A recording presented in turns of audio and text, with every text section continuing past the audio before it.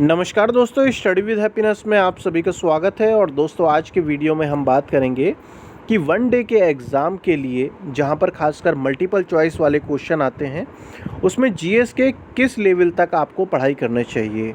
अगर आप हमारे चैनल पर नए हों तो चैनल को सब्सक्राइब कर लीजिए, क्योंकि गवर्नमेंट जॉब से रिलेटेड कैरियर गाइडेंस आपको हमारे चैनल के माध्यम से मिलती रहेगी। और दोस्तों, आप इस तरीके के वीडियो को लाइक और शेयर कर रहे हैं, उसके लिए आपका बहुत बहुत धन्यवाद। दोस्तों, कमेंट किया है मनीष मिश्रा जी ने, जो कि कार्यरत हैं पोस्टल असिस्टेंट के रूप में, और ये कह रहे हैं कि लोअर और आरओ एआरओ की मैं तैयारी करना चाहता हूं, मगर जीएस को मैं आईएएस और पीसीएस लेवल तक की नहीं पढ़ना चाहता हूं। और दोस्तों, सही बात है, जब आप एग्ज़ाम की तैयारी कर रहे हैं लेखपाल की, जूनियर असिस्टेंट की, लोअर की, आरओ एआरओ की, तो फिर आईएएस या पीसीएस जैसी पढ़ाई क्यों करनी। बिल्कुल सही बात है। तो अब सबसे बड़ी जो समस्या है ना, वो ये है अपने आप को लिमिट कैसे करें, अपने आप पर काबू कैसे पाएँ कि अपने आप को पढ़ाई के लिए रोक पाएँ। वैसे तो बहुत सारे लोग पढ़ाई नहीं करते हैं, मगर जब पढ़ना शुरू कर देते हैं तब नहीं पता चलता कि हमें किस लेवल तक की पढ़ाई करनी है, और गाड़ी हमारे हाथ से निकल जाती है, क्योंकि हमने पढ़ तो बहुत लिया मगर वो पेपर में आया ही नहीं। तो ऐसे मतलब विद्वान बन के क्या फ़ायदा जब आपका सिलेक्शन ही ना हो। तो आपको तो सिलेक्शन पाना है ना, कोई प्रोफेसर तो बनना नहीं है।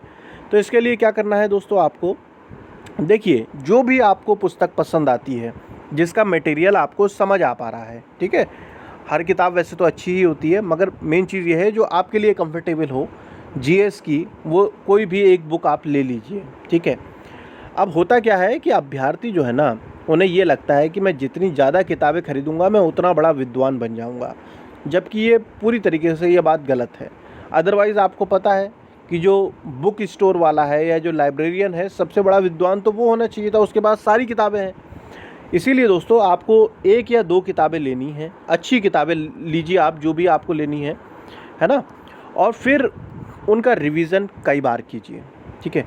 और ज़्यादा मोटी मोटी किताबें नहीं लेनी है, क्योंकि कई बार हम किताब इतनी मोटी ले लेते हैं, एक दो दिन तक तो पढ़ते हैं, मगर उसके बाद जो है वो पढ़ना भी जो है हमारी बिल्कुल आलस लगने लगता है ना। आलसी भी तो होते हैं अभ्यर्थी। तो ऐसे में आपको सबसे पहला काम जो करना है, जिस भी परीक्षा के लिए आप तैयारी कर रहे हो, चाहे लोअर, आरओ एआरओ या कुछ भी, उसका आप सिलेबस निकाल लीजिए। जो आपने सिलेबस निकाल लिया ना, और उस सिलेबस के अकॉर्डिंग ही पढ़ना है। अब जैसे इन्होंने बात हिंदी की भी की है, दोस्तों कई परीक्षाएं ऐसी हैं जिसमें हिंदी तो है, मगर छंद अलंकार ये नहीं आ रहे हैं, और जब नहीं आ रहे हैं तो हम क्यों पढ़ रहे हैं उन्हें।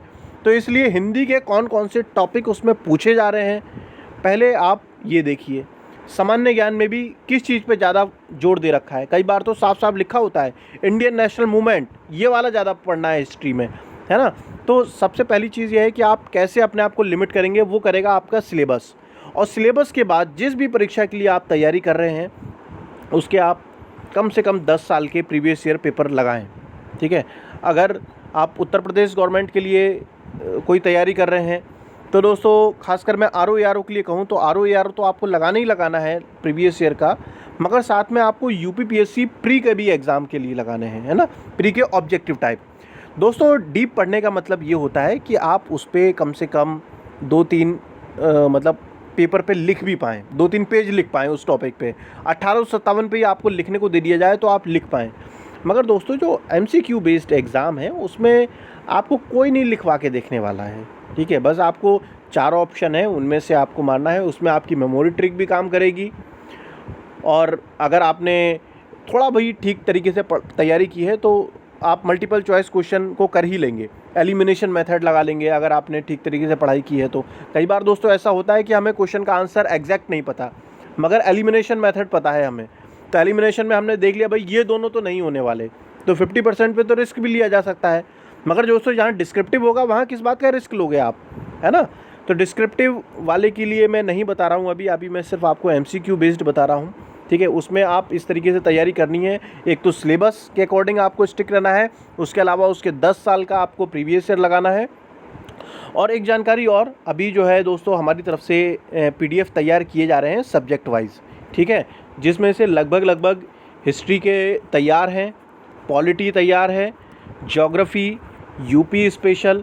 तो इस तरीके के आपको हर सब्जेक्ट के आपको लगभग 1,000 से अधिक ऐसे प्रश्न आपको दिए जाएंगे, ऐसे प्रश्न उत्तर दिए जाएंगे वन लाइनर के रूप में, जो कि आपकी आगामी परीक्षाओं के लिए काफ़ी महत्वपूर्ण होने वाले हैं, ठीक है, तो वो जल्दी ही हमारी तरफ से तैयार किए जाएंगे, जिससे कि आपको ये भी आइडिया लगेगा कि कौन सा पोर्शन आपका पढ़ने से रह गया है। और ये जितने भी तैयार किए जा रहे हैं ये 3-4 बुकों का निचोड़ है, तो इसीलिए जो है आप अपनी तैयारी करते रहें और ऐसी कोई भी बुक चुन लें जिसके अंदर कम से कम टॉपिक तो सारे कवर किए गए हों।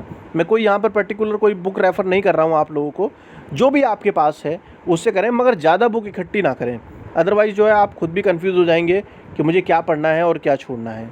ठीक है दोस्तों, तो इसी तरीके के इन्फॉर्मेटिव वीडियो पाने के लिए आप हमारे चैनल को सब्सक्राइब कर सकते हैं। यदि आपके पास ऐसा कोई टॉपिक है जिस पे आप चाहते हो कि मैं वीडियो बनाऊं तो कमेंट सेक्शन में लिख सकते हैं। जल्द मिलेंगे दोस्तों हम नेक्स्ट वीडियो में, तब तक के लिए जय हिंद, जय भारत।